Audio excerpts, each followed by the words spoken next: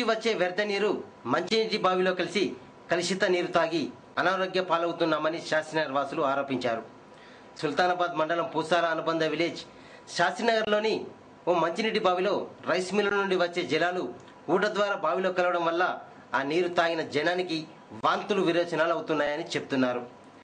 విషయం తెలుసుకున్న సర్పంచ్ లంకా శంకర్ 2 రోజులుగా ఆ మంచినీటి బావి నుండి నీటి సరఫరాను నిలిపివేయించారు. స్థానిక తహసీల్దార్కు ఫిర్యాదు చేశారు. ఆర్ఐ విఆర్ఓలు వచ్చి మంచినీటి బావి వద్ద స్థితిగతులను పరిశీలించారు.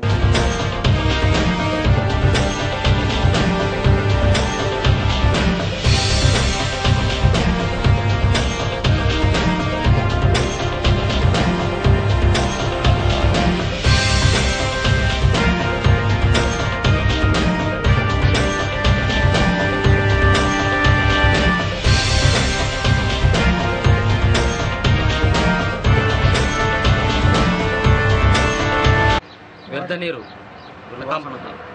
కంప్లీట్గా బాయిలో వాటర్ దిగుతుంది. కంప్లీట్గా మాకు వచ్చే త్రాగునీరు కలుషితం అవుతుంది. దాని ఇప్పుడు మా గ్రామ పంచాయతీ ఫ్లోరినేషన్ చేసినా కానీ వాటర్ ప్యూర్ అయ్యే పరిస్థితి లేదు. ఇప్పటికే మా గ్రామంలో చాలా మంది పిల్లలు మోషన్స్ అనారోగ్యంతో బాధపడుతూ హాస్పిటల్ పాలవుతారు. 3 రోజుల నుంచి వెళ్ళి కలుషిత నీళ్ళు ఎక్కువ అయిపోయింది. తాగడానికి కూడా అవకాశం లేకుండా ఉన్నది.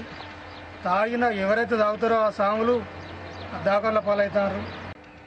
తాగితే అందరూ అనారోగ్యానికి గురవుతారు. అంత వామిటింగ్స్, కక్కుడు అట్లా ఇట్లా అవుతుంది. పిల్లలు కూడా అంత జ్వరాలు వస్తున్నాయి. అసలు దీని గురించి ఎవరు పట్టించుకుంటలేరు. బావి నీరు కలుషితమైంది.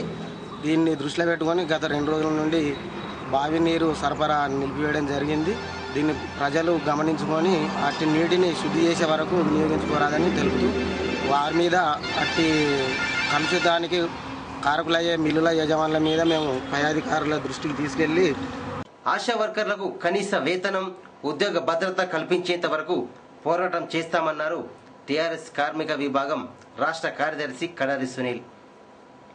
ఈ నెల 12న సుల్తానాబాద్ మండల ఆశా వర్కర్ల అత్యవసర సమావేశానికి విధిగా అందరూ హాజరు కావాలన్నారు సునీల్. ఆశా వర్కర్లను పేరుకే ఆశా వర్కర్ అని పెట్టారు కానీ వర్కర్ కింద జమ చేసేటువంటి పరిస్థితి మాత్రం ఇలా ప్రభుత్వం విస్మరించి వీళ్ళను వెట్టి చాకిరీ చేయించుకున్నటువంటి క్రమం నడుస్తూ ఉంది. గ్రామాలలో 24 గంటలు, నెలకు 30 రోజులు, సంవత్సరానికి 365 రోజులు, రోజుకు 20 రూపాయలు 30 రూపాయలు వేతనం కూడా పడకుండా ఇలా వీళ్ళు గవర్నమెంట్కు వెట్టి చేస్తున్నటువంటి పరిస్థితి ఇక్కడ కనబడతా ఉంది. సుల్తానాబాద్ మండలంలో 52 మంది గర్రెపల్లి పిఎస్ ఆధ్వర్యంలో పనిచేస్తా ఉన్నారు. వీళ్లకు ఎలాంటి చట్టబద్ధమైనటువంటి హక్కులు లేవు, కనీస వేతనాలు లేవు, ఉద్యోగ భద్రత లేవు. ఎక్కువ ఏదైనా కనీస వేతనాలు ఏదైనా జీతం అడిగితే ఆశా వర్కర్లను తీసేస్తాం అనేటువంటి బెదిరింపులు, అదిరింపుల మధ్యలో వీళ్ళు మరి దినదిన గండం నూరెల్లాగా బ్రతుకుతూ ఉన్నారు. ఇటువంటి విషయంలో తెలంగాణ కార్మిక విభాగం, కార్మిక సంఘం ఆధ్వర్యంలో ఈ ఆశా వర్కర్లందరినీ ఐక్యం చేస్తా ఉన్నాం.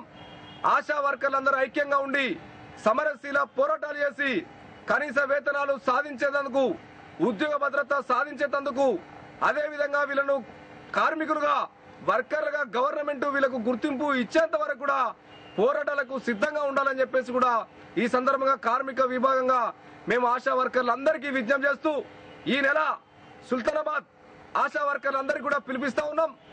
ఉదయం 10 గంటలకు సుల్తానాబాద్ లో జరిగేటువంటి ఆశా వర్కర్ల పెద్ద ఎత్తున జరిగేటువంటి మీటింగ్ కు ఈ మండలంలో ప్రతి గ్రామంలో పనిచేసేటువంటి ఆశా వర్కర్ ఖచ్చితంగా అటెండ్ అయ్యి వాళ్ళ హక్కుల కోసం పోరాడాలని పిలుపునిస్తా ఉన్నాం. సుల్తానాబాద్ మండలం నీరుకుల్లలో గౌడ కమ్యూనిటీ ఆరాధ్య దైవమైన ఎల్లమ్మ తల్లి పట్నాలు బోనాల పండుగ అంగరంగ వైభవంగా జరిగాయి. ప్రతి 5 సంవత్సరాలకు ఒకసారి జరిగే ఈ ఉత్సవాలను ఘనంగా జరుపుకున్నారు గౌడ కమ్యూనిటీ. ప్రముఖ కళాకారుడు తోడేటి రాములు బోనం నెత్తిన పెట్టుకుని తన కళను ప్రదర్శించాడు.